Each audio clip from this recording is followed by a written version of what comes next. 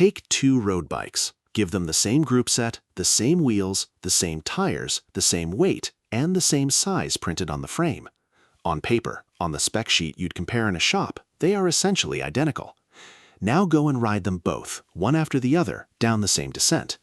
One of them feels sharp, eager, darting into corners the instant you think about turning. The other feels calm, planted, utterly unflustered, holding its line like it's on rails. Same parts, same size, completely different bicycles. So what on earth is going on? The answer is a set of numbers that almost nobody looks at before spending thousands, that you can't upgrade or change after the fact, and that matters more to how much you'll love or hate your bike than the group set, the wheels, or the weight combined. It's called geometry, and it is the most important thing about a bicycle that the entire buying process quietly ignores. And if you enjoy videos that break down what really matters when choosing and riding a bike, subscribe to Bike Culture. Here's the uncomfortable truth at the center of this. When you buy a bike, you're trained to compare the things that are easy to put on a label: the size, the group set, the wheel set, the weight, the price. And none of those things, not one, tells you how the bike actually rides. The character of a bicycle, whether it's twitchy or stable, aggressive or relaxed, whether it fits your body or fights it, is decided almost entirely by its geometry, a handful of invisible angles and distances baked permanently into the frame. You can swat every component on a bike, and it will still fundamentally ride the same way, because you haven't touched the thing that actually defines it. And yet geometry is the one thing the shop floor, the marketing, and most buyers barely mention. Today we're going to fix that, because once you can read these numbers, you'll never be fooled by a spec sheet again. Let me paint you a picture you might painfully recognize. Someone saves for months, does their homework, and buys a beautiful bike. It's the right size on the label, it has the group set they wanted, the reviews are glowing. And yet, from the very first ride, something is just off. Their neck aches after an hour, the bike feels nervous and darty when they're tired, twitching at every little input, when all they want to do is relax. On long descents, their hands are tense on the bars. They can't put their finger on why, so they do what everyone does. They blame the saddle and buy a new one. They blame the bars and change the stem. They tell themselves they just need to get fitter or tougher or more used to it. But none of it works, because the problem was never any of those things. The problem was baked into the frame before they ever bought it. The bike's geometry simply didn't match their body or the riding they actually do, and no amount of swapping parts can fix a shape. That rider didn't buy a bad bike. They bought the wrong geometry, without ever knowing geometry was the thing they should have been comparing. Let's start with the biggest lie in the whole process: the size on the frame. A 54, a 56, that number feels like it should tell you whether a bike fits. It doesn't. Two bikes, both labeled a 56, can put you in genuinely different positions and handle completely differently, because that single number hides everything that matters. Even the classic measurement riders fall back on, the top tube length, is misleading, because the angle of the seat tube and head tube changes how that length actually plays out. A bike with a 55 centimeter top tube but a steeper angle effectively reaches longer than another with a slacker one.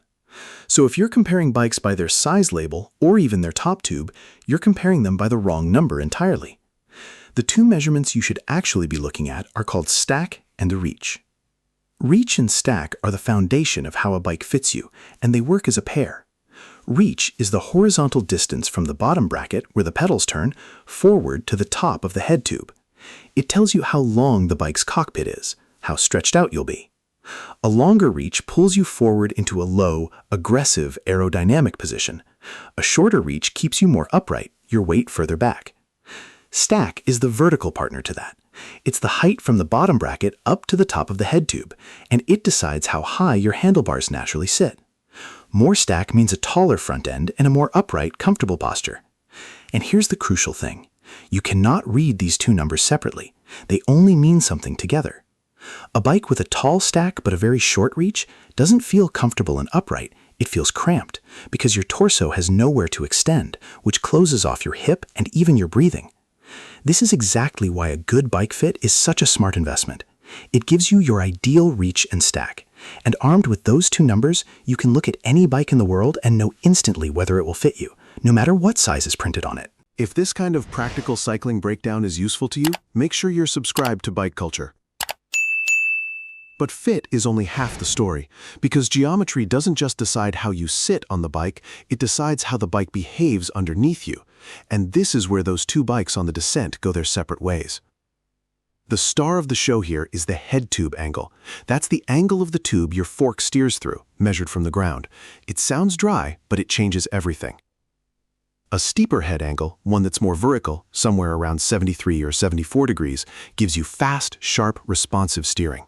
The bike reacts the instant you move. A slacker angle, more laid back, closer to 71 or 72 degrees, gives you calm, slow, stable steering. The bike takes a beat to respond, and in exchange, it feels rock solid. This one number is a huge part of why a race bike feels nervous and alive, while an endurance bike feels serene. But the head tube angle doesn't act alone. It works together with something called fork offset, the little forward curve in the fork, and together they produce the single most important handling number of all. It's called trail. Think of trail as how far behind the steering axis the tire's contact point sits, a bit like the castering wheel on a shopping trolley that naturally wants to straighten out. And the rule is simple but powerful. A small amount of trail gives you fast, sometimes even twitchy handling. A large amount of trail gives you slow, stable, planted handling. This is the lever engineers pull to give each bike its personality. They tune the head handle and the fork offset together to hit a target trail figure. A racy bike might sit around 55 to 59 millimeters of trail with that steep head angle. An endurance bike pushes past 60 millimeters with a slacker one. The differences on paper look almost trivial, a few millimeters, a degree or two. But out on the road, they are the entire difference between a bike that feels eager and one that feels calm. There's one more pair of numbers that shapes a bike's character, and they govern stability. The first is the wheelbase, the total distance between the front and rear wheels. It's beautifully simple. A longer wheelbase makes a bike more stable and planted. A shorter one makes it more responsive and quick to change direction. Endurance bikes often stretch past a full meter, while race bikes usually stay under it, buying that sharper, more reactive feel. The second is chainstay length, the distance from the pedals back to the rear wheel. Longer chainstays add rear-end stability and make room for wider tires. Shorter ones make the bike feel snappier. And here's a myth worth killing right now. People assume long chainstays make a bike feel sluggish and slow to accelerate. They don't. The difference in effort between a shorter and a longer chainstay is so tiny it's essentially undetectable on the road. What you actually feel from those extra millimeters isn't lost speed, it's added comfort and stability, and you feel it most 3 hours into a long ride, when it matters.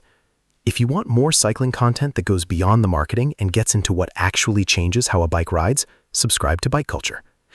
Now, let's put all of this together, because these numbers aren't random. They cluster into recognizable personalities, and understanding the clusters is how you choose the right bike. A race bike has a low stack and a long reach to stretch you into an aggressive aerodynamic tuck. It has a steep head angle, a short wheelbase, and low trail, all of which make it sharp, fast-reacting and eager, but also demanding to hold and tiring over a long day.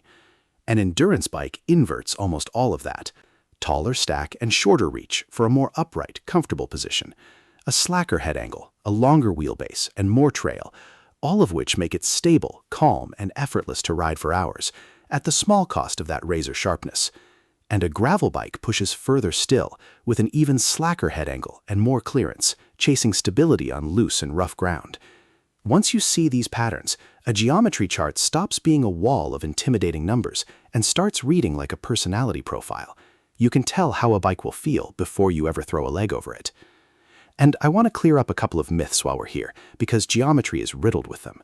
The first is that a taller stack automatically means a slow, upright commuter-style position. It doesn't. 10 or 20 millimeters of extra stack over a race bike simply shifts some load off your neck and shoulders. The position is still aggressive. Your hands are still low on the hoods. You're just no longer bracing your whole upper body to hold it. The second myth is the tempting idea that you can buy a bike that's too aggressive for you, a race bike with a low front end, and simply fix it by stacking a tall tower of spacers under the stem to raise the bars. You can raise the bars that way, yes, but it's not the same as buying a bike with the right geometry to begin with. Beyond looking ungainly, a big stack of spacers can leave the front end less stiff and the steering less precise than a bike designed with a taller head tube from the start. The lesson is clear. Choose the right geometry at the point of purchase. Don't buy the wrong one and try to patch it afterwards. So how do you actually use all of this to buy a bike you'll love? The process flips the normal one on its head. Most people start with the bike and hope it fits. You should start with the fit and find the bike. Step 1. Get a proper bike fit, or at the very least, establish your ideal reach and stack. Those two numbers are now your filter. Step 2. Read stack and reach together on any bike you're considering, and ignore the size label entirely. Step 3. When you look at handling, never judge the head tube angle on its own. Read it alongside the wheelbase, the trail, and the tire clearance, because only together do they tell you the bike's true character. Step 4, and this is the honest one. Be truthful with yourself about how and where you actually ride. Not the rider you imagine you are, but the one you actually are. Do you genuinely want a punishing race position, or will you be out for 4 hours on rough roads wishing you'd bought the stable, comfortable one? And step 5, the golden rule that ties it all together. Read the geometry chart before you read the marketing page. The chart tells you the truth. The marketing tells you a story. There's one situation where all of this suddenly gets very real, and it's the moment that trips up more buyers than any other. You're between two sizes. The bike you want comes in a 54 and a 56, and you sit right in the gap. The old instinct is to just pick one. Size up if you want comfort, size down if you want to feel sporty. But now you know better. You don't guess. You pull up both geometry charts and you look at the stack and reach of each against your fit numbers. Very often, one size will land much closer to your ideal than the other, and the answer stops being a coin toss and becomes obvious. And remember that a stem can fine-tune reach, and spacers can nudge stack within reason, but they can't rescue a frame whose core shape is wrong for you. The chart turns an anxious guess into a confident decision. This is the entire payoff of learning to read these numbers, not to become an engineer, but to walk into the most expensive, most emotional purchase in cycling with the one piece of information that actually predicts whether you'll love the bike, while everyone around you is still staring at the sticker on the seat tube and the price on the tag. Because here's where we land. The bike industry has trained you to shop for the things that are easy to compare and easy to sell. The shiny group set, the light wheels, the size on the sticker. But none of those things is what you actually ride. What you ride is the geometry, the invisible architecture of angles and lengths that decides whether a bike is nervous or calm, whether it fits your body or fights it, whether you'll finish every ride grinning or aching. It's the one thing you cannot change after you buy, the one thing that matters most, and the one thing almost nobody looks at. So the next time you're comparing two bikes and they seem identical on paper, remember those two machines on the descent. Same parts, same size, completely different souls. Go and find the geometry chart. Learn to read those few quiet numbers. Because the difference between the bike you tolerate and the bike you fall in love with was never in the spec sheet. It was hiding, all along, in the shape of the frame itself.